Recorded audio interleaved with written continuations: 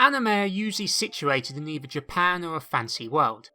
The obvious reason being that the anime itself is made in Japan, and why have an anime set in another part of the real world when you can instead base it in a fancy world, allowing you to have complete control over how the world looks. So it is a rarity that an anime is set anywhere in the world other than Japan, and even rarer when you can actually go and see the anime's location for yourself. Luckily for me, there is an anime currently airing that is set in the UK called Ancient Magus Bride, which features several landmarks that are distinct to London. Given that I was already going to London for another reason, I looked up Chise's route that she took during episode 16 of the anime, along with the main hub of season 2, and noted down the landmarks I would need to see. So with that done, I got up, went for a walk, hopped on a train, and went to London to see these landmarks that Chise also visited. Starting with the later episodes, I first visited the British Library. Now, when they announced that the main UK college in the anime would be in the British Library, I was a bit sceptical, as I thought it would make more sense for the college to be in either Oxford or Cambridge, given that the British Library only came into existence in the 1970s, and the other places have such storied histories by comparison. However, when I was there, I noticed how many different transport links there were to get to the library, which is why I assume it was chosen as a location for the college, as there had recently been a magical war, and needing to flee discreetly would have been seen as a priority. Now, comparison-wise, there are a few differences between the anime and real life, one being the lack of shops and chairs in the anime that are present in the main plaza, which you can understand why they were removed. The only real major difference is that this sculpture is not present in the anime. The sculpture is called Newton and was made by Edoardo Paolozzi in 1995. So apart from some minor differences, a great start from the animator side, even managing to accurately display the hotel next to the library. Now to return back to Chise's journey from the earlier episode, the most notable site she first visited was Marble Arch, where she met Alice. Now, unfortunately, in the real world, the arch is currently being repaired, so you cannot find any one-for-one shot of Alice where she would have been IRL.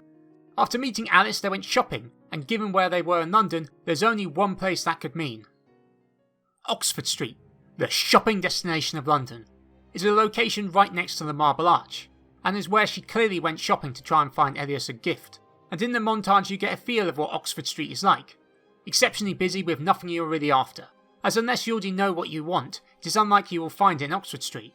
Which is why, when they did not find anything walking down the street, they inevitably ended up in Soho Square is a nice park to separate the never-ending houses of London, and a site the anime gets pretty much dead on, with the only major difference being the existence of a balloon salesman who had been replaced with a lovely children's playset. There is not a lot to do at Soho Square, which is why they stood around eating, so after they ran off following their encounter with some ruffians, they ran to get from Soho Square to this bench in Regent Park, it takes 40 minutes walking, showing how fast they can run. With Regent's Park, I think I found the location here, as it matches with the locations of the islands on the lakes, with the boating cafe being closer to the islands. If you are wondering about the bins, they have been changed to this model, which now prevents animals from snacking on them, with the regular bins being found elsewhere in Westminster. I also found some lovely birds similar to the creature that Chise and Alice saw. Following their heart-to-heart talk, Alice and Chise headed back to Paddington Station, but before I head there, I just want to clarify two things. The first is during this video when I was demonstrating the locations IRL, the time of day changes sporadically, and the reason for this is I went to see the sites out of order. I went to Soho Square and the British Library early in the afternoon, and the other sites in late afternoon. The reason for this is I went to see the final Evangelion film in cinemas, which aired at 1 PM. So apart from having seen an excellent piece of cinema, I also carried around this poster for the rest of the trip, which was annoying, but I was glad that I managed to get the poster back home without any wrinkles. The second thing you should be aware of, if you're a fan of the Ancient Magus Bride, is that I have not covered any of the shops that the series has displayed throughout its 2 seasons. The reason for this is that the first season occurred before the incident, where lots of food shops either closed or were rebranded due to lockdown, and the other is that anime in general does not usually show shop brands, as shown by Pseudobucks and McRonald's. So even if they did exist, they usually would have been called something else, and may have had their layout changed so radically during the time gap between that episode airing and today that there would be no point in visiting it. With that all said, now on to... Now Paddington is pretty much a dead match with the anime.